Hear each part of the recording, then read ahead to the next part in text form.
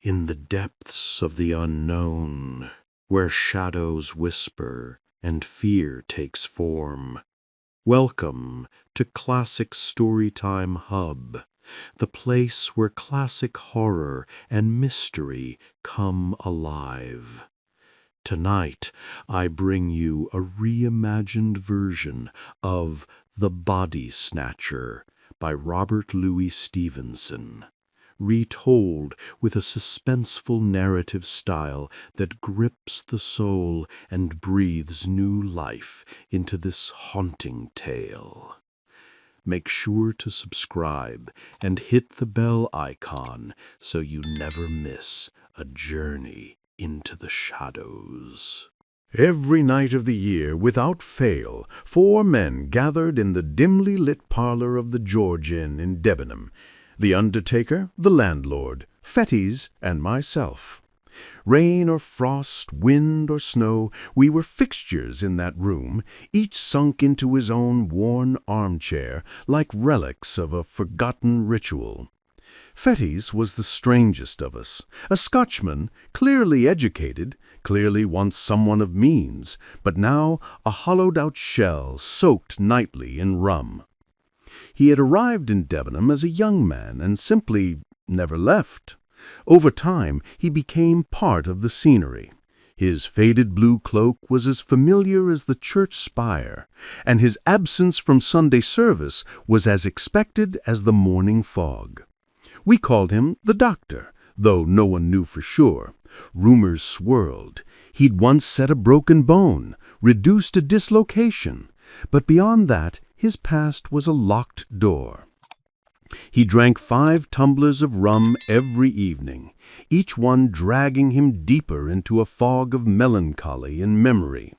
Sometimes he'd slam the table and mumble about politics or religion, but mostly he just stared into the glass. Then came that night, a winter night, black as pitch. The clock had struck 9 before the landlord joined us, his pipe glowing in the gloom. A wealthy landowner had collapsed upstairs, apoplexy, they said, on his way to Parliament. A telegram had summoned a doctor from London. The railway was new, and the whole town buzzed with the novelty of it. "He's arrived," the landlord said, settling into his chair. "Who?" I asked. "Not the doctor?" "Himself," he replied. "What's his name?" "Dr. Macfarlane." Fettes, halfway through his 3rd glass, was slumped and dazed, but at that name, Macfarlane, he stirred. He repeated it once, softly, then again with a tremor in his voice. "Yes," said the landlord, "Dr. Wolfe Macfarlane." And in that moment something shifted. The air grew colder.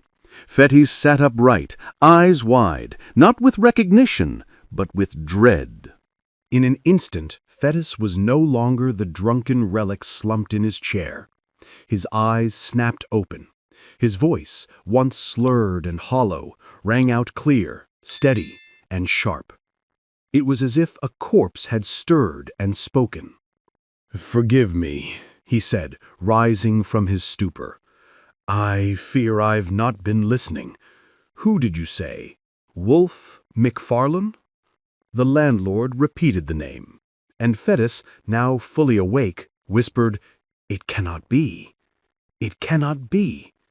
Then louder, with a strange hunger in his voice, "Yet I would dearly like to see him, face to face." The undertaker leaned forward, breath caught. "You know him, doctor?" "God forbid," Fettes muttered. "And yet that name. It's too rare to be coincidence. Tell me, landlord, is he old?" The host scratched his chin. "Not young, no. His hair is white, but he looks younger than you." "He's older," Fettes snapped, slamming the table. "Years older. But what you see in my face isn't age, it's rum and sin. That man, perhaps he sleeps well. Perhaps his conscience is clean and his digestion strong." He leaned in, eyes burning. conscience. You hear me speak and think I'm some decent old Christian, don't you? But I never preached virtue. Voltaire himself might have wept in my shoes. But my mind," he tapped his bald head with a bitter laugh, "my mind was sharp. I saw everything, and I made no excuses." A heavy silence fell. I ventured a comment. "If you know this doctor, I take it you don't share the landlord's admiration."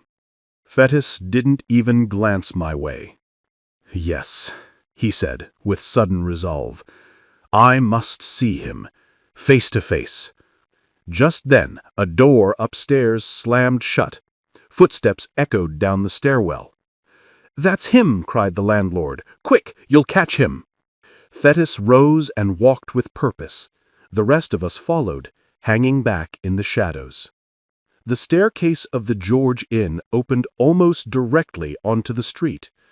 A narrow strip of floor held only a Turkish rug bathed in warm light from the barroom window and the great signal lamp outside. It was the brightest spot in the cold night.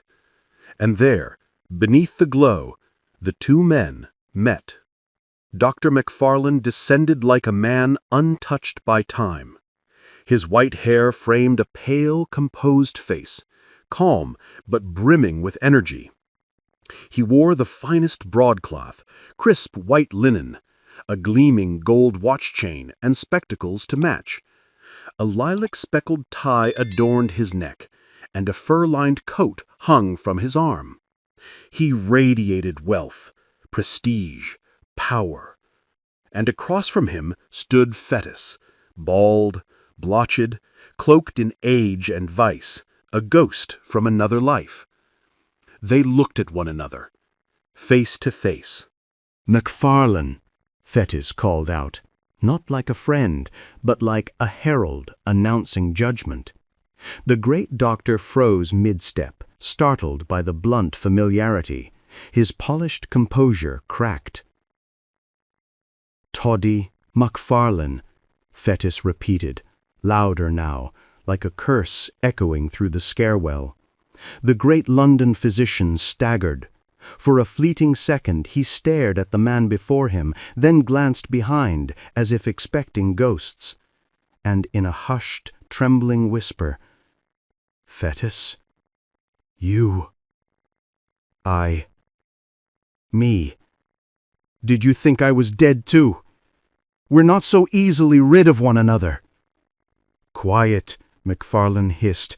"Please, this meeting, it's so sudden. I can see you're shaken. I barely recognized you at first, but I'm delighted, truly delighted to see you again." He fumbled for dignity. "Alas, my carriage awaits. I must catch the train. But give me your address, and I'll write. We must do something for you, Fetis. I fear you've fallen on hard times. We'll fix that, for old times' sake. Remember our songs at supper?" "Money," Fetis barked, "from you.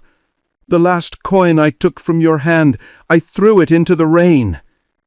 McFarlane's mask of superiority slipped. The force of Fetis's rejection stunned him, sent him reeling back into confusion. For a moment, an ugly expression twisted his once venerable face. "My dear fellow," he stammered, "as you wish. I meant no offense. I'll leave my address." "I don't want it," Fetis snapped. "I don't want to know the roof that shelters you. I heard your name. I feared it might be you. I wanted to know if there was still a God. Now I know there isn't. Begone!" He stood firm, blocking the narrow space between the stair and the door. McFarlane would have to step aside, lower himself to pass. He hesitated. His white hair gleamed, and a dangerous glint flashed behind his spectacles. But then he saw them, witnesses. The driver peering in from the street, the men from the parlor watching from the shadows. That was enough. McFarlane shrank, slinking along the wall like a serpent, and lunged for the door. But Fetis wasn't done. As the doctor passed, Fetis grabbed his arm. His voice dropped to a whisper, low but piercing. "Have you seen it again?" The great London doctor let out a strangled cry, sharp, panicked, almost inhuman. He shoved Fetis aside with desperate force, bolted across the threshold, and fled into the night like a thief caught red-handed. Hands over his head, coat flapping behind him, he vanished through the door. None of us moved. Not a word, not a breath. By the time we stirred, the carriage was already rattling toward the station, wheels echoing like a retreating heartbeat. The scene had ended as suddenly as it began. Like a dream. But the dream left behind its traces. The next morning, the servant found a pair of shattered gold spectacles lying on the doorstep. And that very night, we stood again by the barroom window, breathless. Fetis was with us, sober now, pale and grimly resolved. "God protect us, Mr. Fetis," the landlord whispered, finally regaining his senses. "What in heaven's name was all that? What have you been saying?" Fetis turned slowly, his gaze sweeping across our faces. "See if you can hold your tongues. MacFarlane is not a man to cross. Those who have regretted it. Too late." He didn't finish his third glass. Didn't wait for the fourth or fifth. He simply stood, nodded farewell, and walked out beneath the hotel lamp, into the blackness beyond. We three returned to our seats in the parlor, the fire glowing red, 4 candles flickering in silence. As we replayed the night's events, the chill of shock gave way to something else. Curiosity. We stayed late, later than ever before, at the George. Each of us had a theory. Each of us was determined to uncover the truth. And none of us had any greater purpose now than to dig into the past of our haunted companion and expose the secret he shared with that fleeing doctor. It's no great boast, but I believe I was the best among us at unearthing stories. And perhaps, just perhaps, there is no other man alive who can tell you what happened next. The foul and unnatural events that followed. In his youth, Fetis studied medicine in the shadowed halls of Edinburgh. He wasn't a scholar in the traditional sense. He rarely worked at home, but he had a gift. He absorbed knowledge quickly, repeated it smoothly, and impressed his instructors with his attentiveness and charm. They marked him early as a promising student. Strangely enough, he was even considered handsome back then, well-favored, with a pleasing demeanor. At that time, there was an extramural anatomy teacher known only as Mr. K.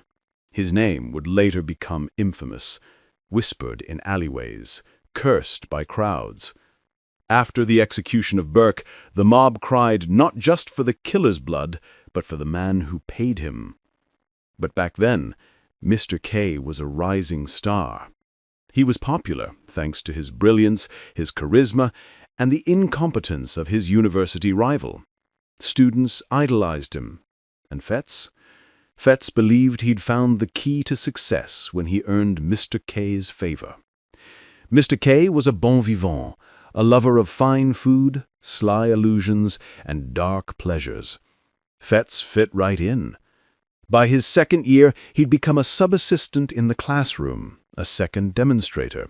He was responsible for the lecture hall and the dissecting theater. He kept the premises clean, managed the students, and handled the subjects. That last duty was delicate, very delicate. To make it easier, Mr. K arranged for Fetz to live near the dissecting rooms, eventually in the same building. And so, after nights of drunken revelry, with trembling hands and blurred vision, Fetz would be roused before dawn. The knock came in darkness.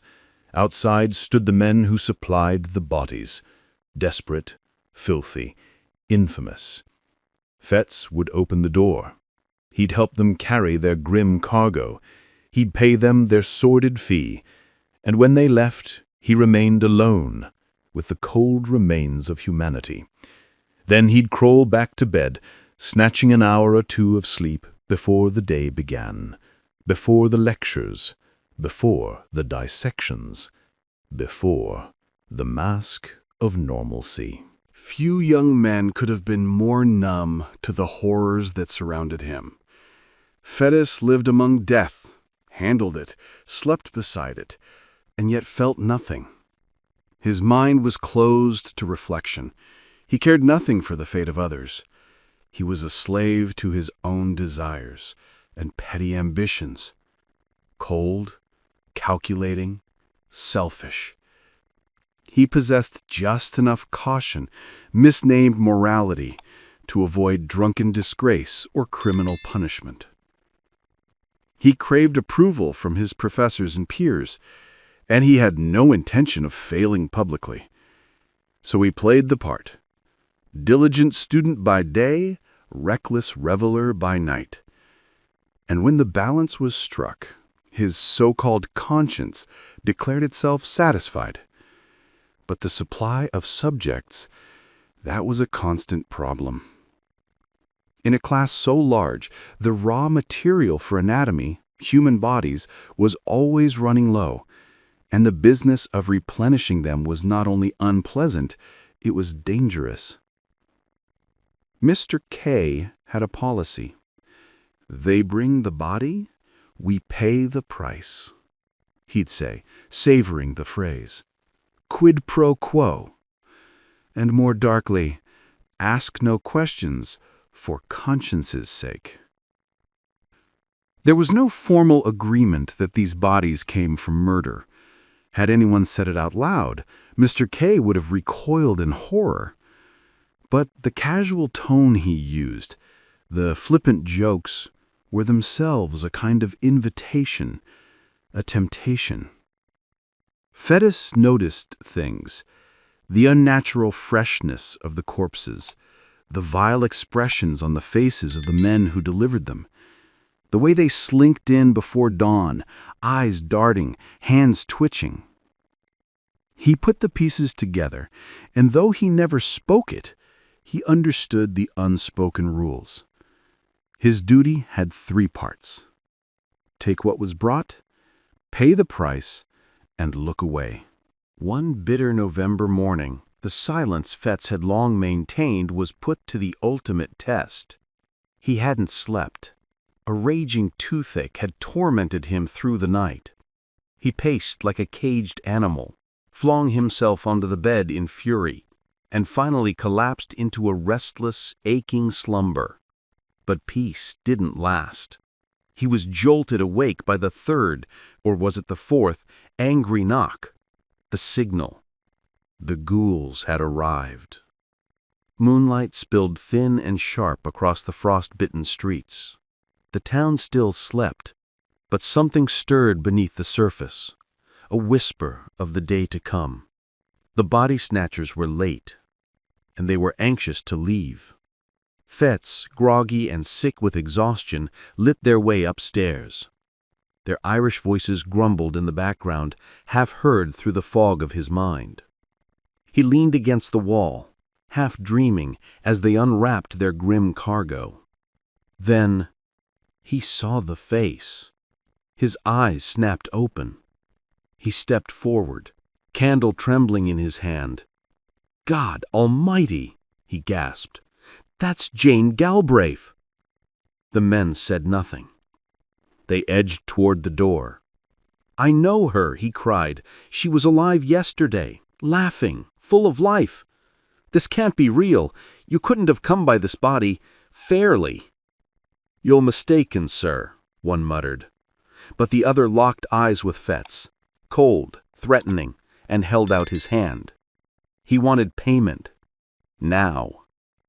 The threat was unmistakable. The danger undeniable. Fetz's courage crumbled. He stammered, fumbled for coins, handed over the money, and watched the men vanish into the dark. As soon as they were gone, he rushed to the body. He checked for marks, signs, anything to confirm the horror. It was her, Jane Galbraith, no doubt. And worse, there were bruises, signs of violence. Panic gripped him. He fled to his room, heart pounding. There he sat in silence, thinking, weighing Mr. K's instructions, weighing the danger. And in the end, paralyzed by fear and uncertainty, he made his choice. He would wait. Wait for the advice of his superior. Wait, and hope the truth didn't consume him first. Wolfe McFarlane was the golden boy of the reckless, young, brilliant, and utterly without scruples. He had studied abroad, traveled widely, and returned to Edinburgh with a flair that dazzled the student body. He was charming, too charming, a little too bold, a little too polished. He knew the theater like a critic, skated like a champion, and swung a golf club with effortless grace. His clothes were daring but elegant, and to crown it all, he owned a sleek gig and a powerful trotting horse. He was admired, envied, feared. With Fett's, he shared more than just lectures. Their roles demanded a certain intimacy, and when cadavers ran low, the two would ride out into the countryside, under cover of night, to desecrate forgotten graves, and return before dawn with their grim harvest. That morning, McFarland arrived earlier than usual. Fett's met him on the stairs, pale and shaken. He told him everything, led him to the body, showed him the bruises. McFarland examined the corpse with clinical detachment. "Yeah," he muttered, nodding. "Looks fishy." Fetz's voice trembled. "What should I do?" "Do?" McFarland echoed, raising an eyebrow. "Do you want to do anything? If you ask me, least said, soonest mended." "But someone might recognize her," Fetz insisted. "She was as well known as Castle Rock." "We'll hope not," McFarland replied coolly. "And if someone does, well, you didn't recognize her, did you? That's the end of it." He leaned in, voice low and sharp. "This has gone on too long.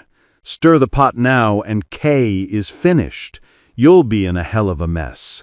So will I. Tell me, how would any of us look in a witness box? What would we say? Because let's be honest, practically speaking, every subject we've had was murdered." "McFarland!" Fetz gasped. "Oh, come off it," McFarland sneered, "as if you hadn't suspected it yourself." "Suspecting is one thing," Fetz began, but the words caught in his throat, because deep down he had known. "And proof is another matter," McFarland said, tapping the corpse with his cane. "Yes, I know. I'm as sorry as you are that she ended up here. But the best thing, for me, is not to recognize her. And I don't." He turned to Fetz, voice cool and deliberate. "You may, if you please. I won't stop you. But I think a man of the world would do as I do. And I suspect that's exactly what K expects from us. Why do you think he chose us, Fetz? Because he didn't want old wives." That tone, cynical, worldly, commanding, hit Fetz like a drug. He nodded. He followed. The girl's body was dissected. No one said a word. No one recognized her. No one dared. Later that week, after a long day's work, Fetz wandered into a busy tavern. There sat McFarlane, with a stranger. The man was small, pale, and dark, with coal-black eyes. His face hinted at intelligence and refinement, but his manners betrayed him. He was crude, vulgar, loud, and yet he held McFarlane in a strange grip.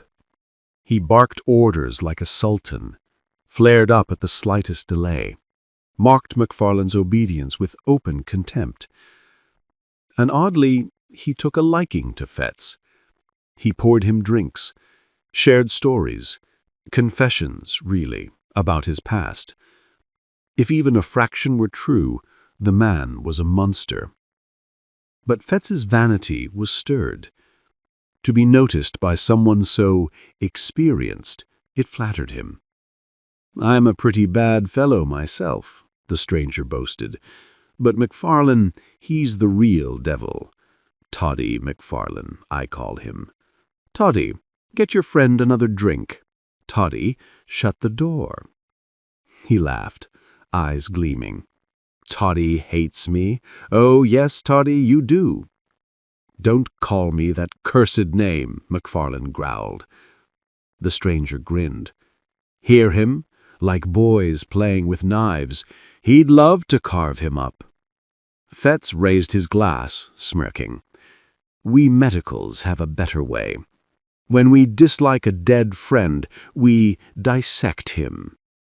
McFarlane looked up sharply. The joke had cut too close. The afternoon unraveled in chaos. Gray, that was the stranger's name, invited Fetz to dinner.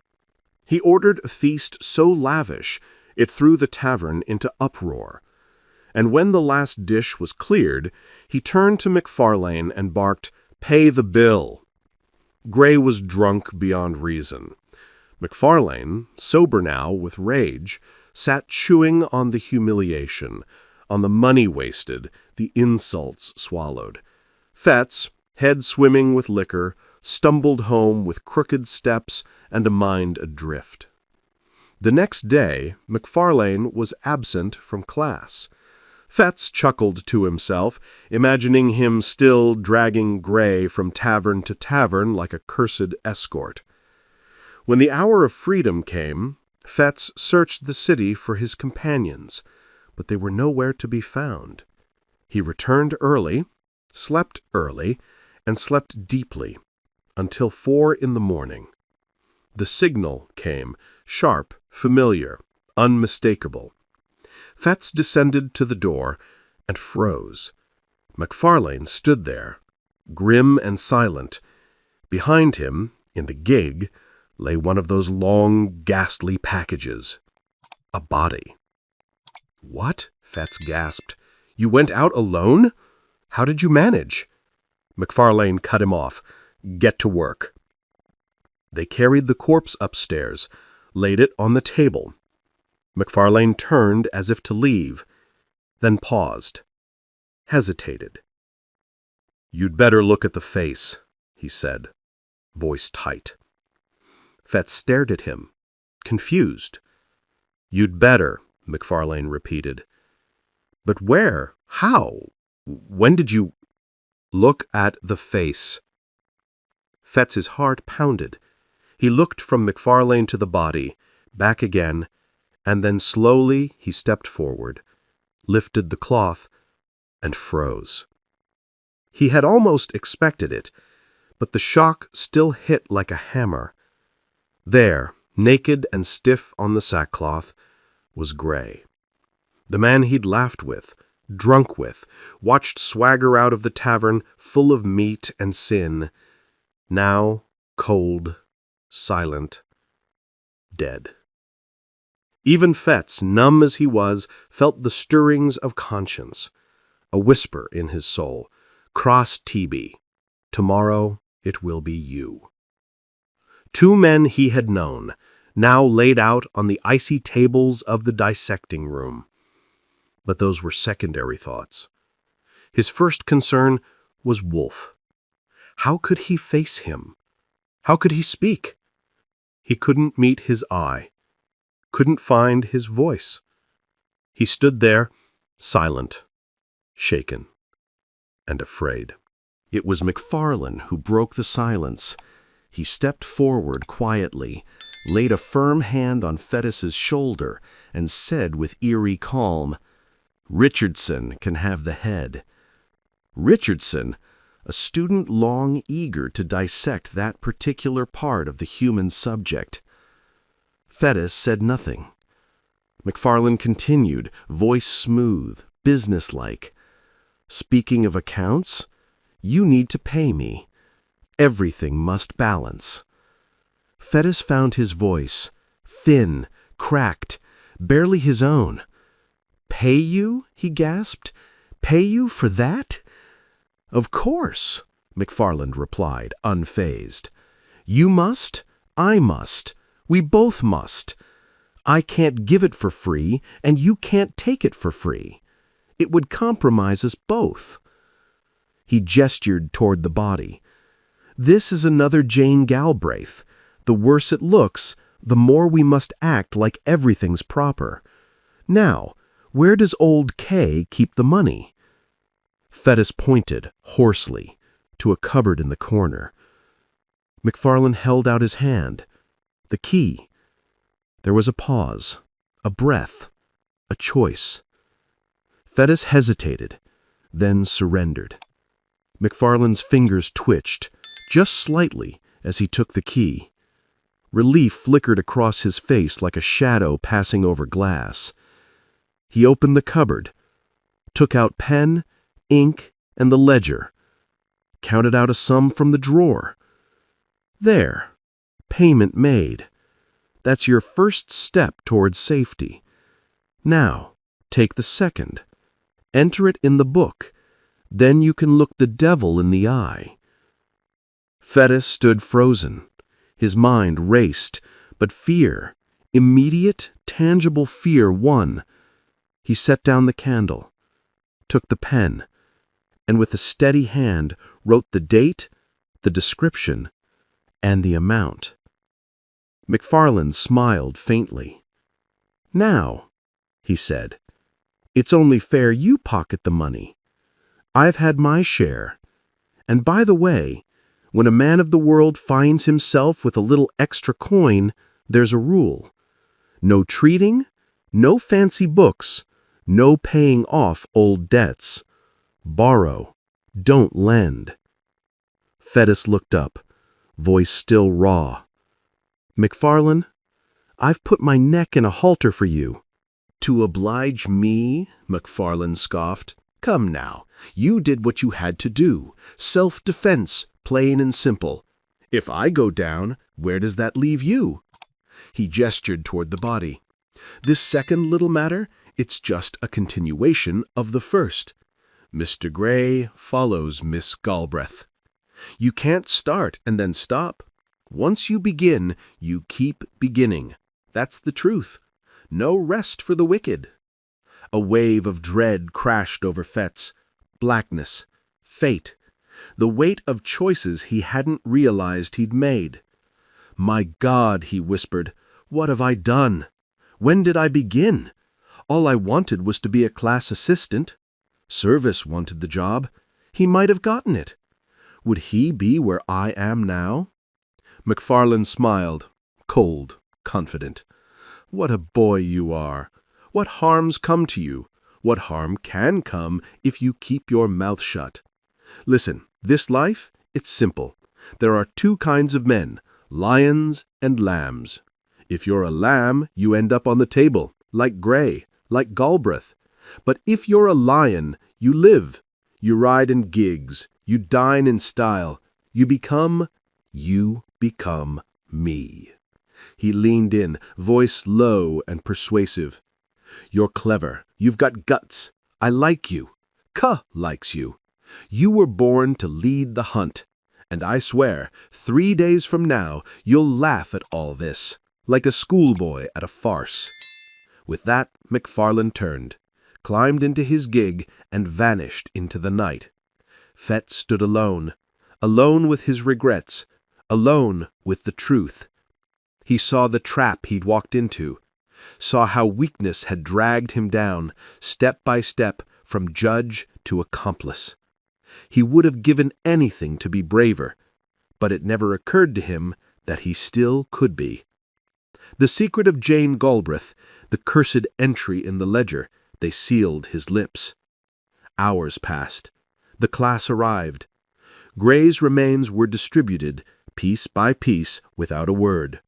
Richardson got the head. He was thrilled.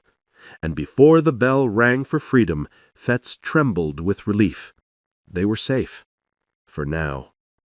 For 2 days he watched the dreadful process of disguise, watched the horror fade into routine, and with each passing hour he felt less fear and more triumph.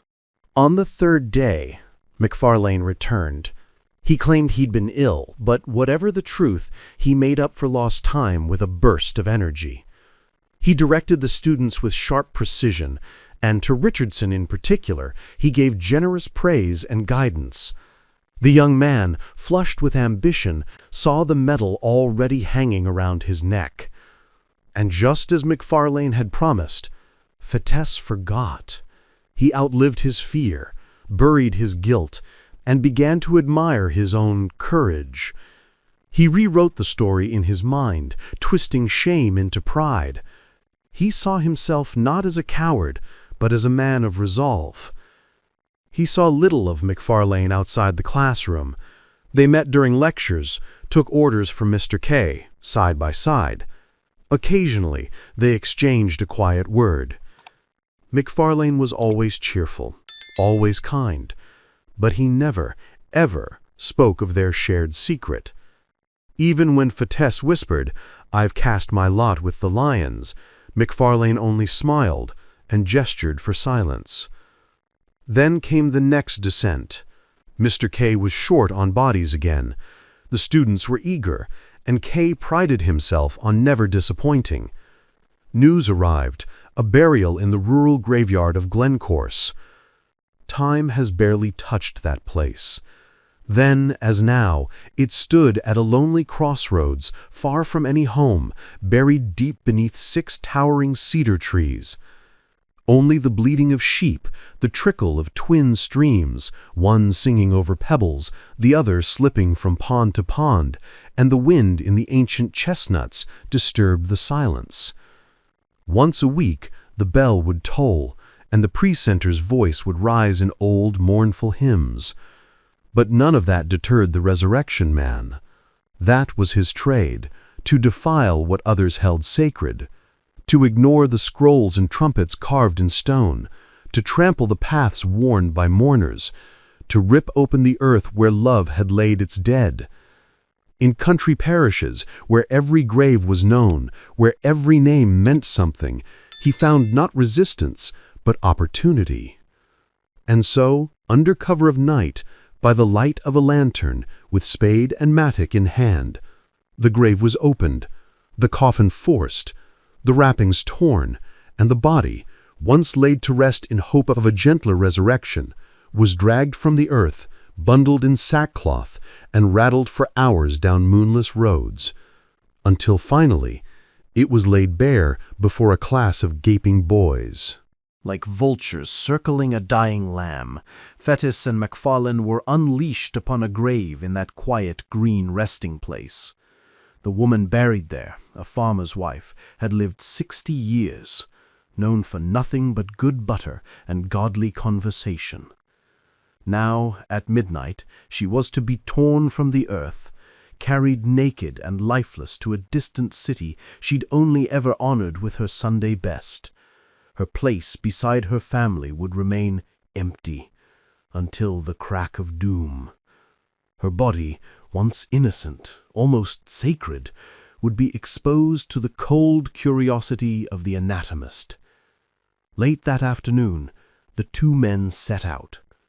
Wrapped in cloaks, armed with a heavy bottle, rain lashed the road without mercy. Cold, dense, relentless. The wind tried to rise, but the sheets of water beat it down. It was a silent, joyless drive to Penicuik. They stopped once to hide their tools in a thick bush near the churchyard, once again at the Fishers' Tryst to warm themselves by the fire, to toast the night ahead with whiskey and ale. When they reached their destination, the gig was stabled, the horse fed and dry, and the two young doctors sat down in a private room, to the finest dinner and wine the house could offer. Outside the rain beat against the windows.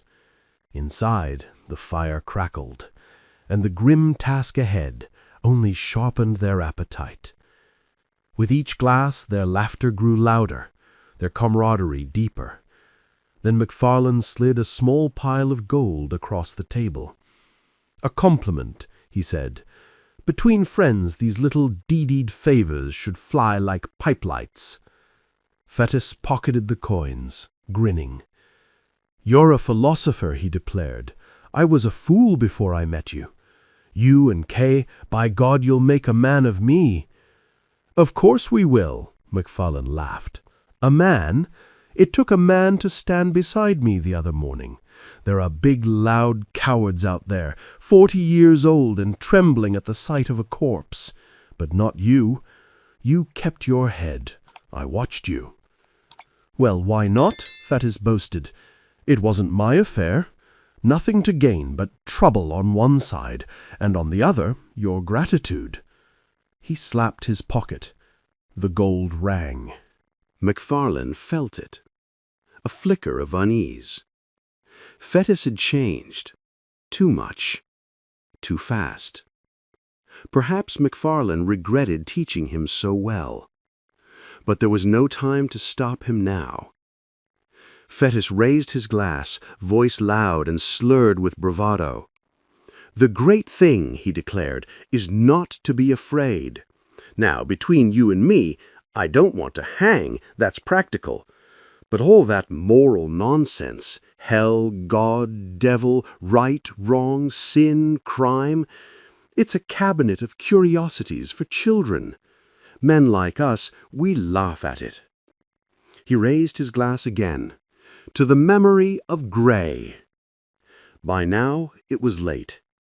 The gig waited at the door, both lamps glowing in the rain. They paid their bill, announced they were bound for Peebles, and rolled out into the storm. But once they'd cleared the last houses of the town, they doused the lamps, turned back, and veered down a narrow winding road toward Glencorse. The only sounds were the creak of wheels and the relentless hiss of rain. It was pitch black. Now and then a pale gate or stone wall flickered past, guiding them briefly. But mostly they moved at a crawl, groping through the darkness toward their grim destination. In the sunken woods near the graveyard, even the last glimmer of light failed. They struck a match, lit one of the gig's lanterns, and under the dripping trees, surrounded by shifting shadows, they arrived. The grave awaited. They were no strangers to this work. Their hands were strong, their nerves hardened. In less than 20 minutes, their spades struck wood. A dull rattle echoed from the coffin lid. At that moment, MacFarlane winced, his hand scraped by a hidden stone. He flung it carelessly over his shoulder. The grave was shallow, near the edge of a steep bank. The lantern had been propped against a tree, just at the brink. The stone struck true. A sharp crack of glass. Then darkness. The lantern tumbled down the slope, clanging, bouncing, shattering. Stones followed, rattling into the depths of the glen. And then silence. A silence so complete it rang in their ears. They strained to listen. But all they heard was the rain, marching with the wind, falling steady over miles of empty, open country. They were nearly done. So close to finishing their vile task, Fetz and MacFarlane chose to complete it in darkness. The coffin was unearthed, broken open, the body stuffed into a dripping sack. They carried it between them to the gig. One climbed aboard to hold it steady. The other led the horse, groping through the blackness, guided only by walls and bushes, until they reached the wider road near the Fisher's Tryst. There, a faint glow spread across the sky. Not quite dawn, but enough to feel like salvation. They urged the horse forward. The gig rattled along the muddy path toward town. Both men were soaked to the bone, and as the wheels jolted through deep ruts, the thing between them shifted, falling now on one, now on the other. Each time it touched them, they recoiled instinctively. But the repetition, the weight, the cold, began to gnaw at their nerves. MacFarlane muttered a crude joke about the farmer's wife. It fell flat. Neither laughed. Still, the sack bumped and swayed. The head, heavy, wet, would rest against their shoulders like a confidant. The soaked cloth flapped against their faces like a ghost's breath. Fetz felt it first. A chill. Not from the rain, but from within. He stared at the bundle. It looked larger than before. Across the countryside, dogs howled, from every direction, from every distance. And the thought took hold, a terrible, impossible thought. Something had changed. Something unnatural had happened. The body was no longer just a body. The dogs were howling in fear. "For God's sake," Fetz gasped, forcing the words out, "let's have a light." MacFarlane said nothing, but he stopped the horse, handed over the reins, and climbed down to light the last lantern. They had reached the crossroad near Auchenclinny. The rain poured like a second flood. The darkness was absolute. It was no easy task, striking a flame in that wet, howling world, but at last a flicker, a blue flame, then a wick, then light. A pale, misty circle bloomed around the gig, and in that glow they saw it. The sack had molded to the shape beneath. The head was clear, the shoulders defined. Something spectral, something human, something that stared back. MacFarlane stood frozen. The lamp trembled in his hand, casting pale light across the soaked sack. A nameless dread hung in the air, like a wet shroud, tightening the skin on Fetty's face. A fear without logic, a horror beyond reason. It climbed through his mind like smoke.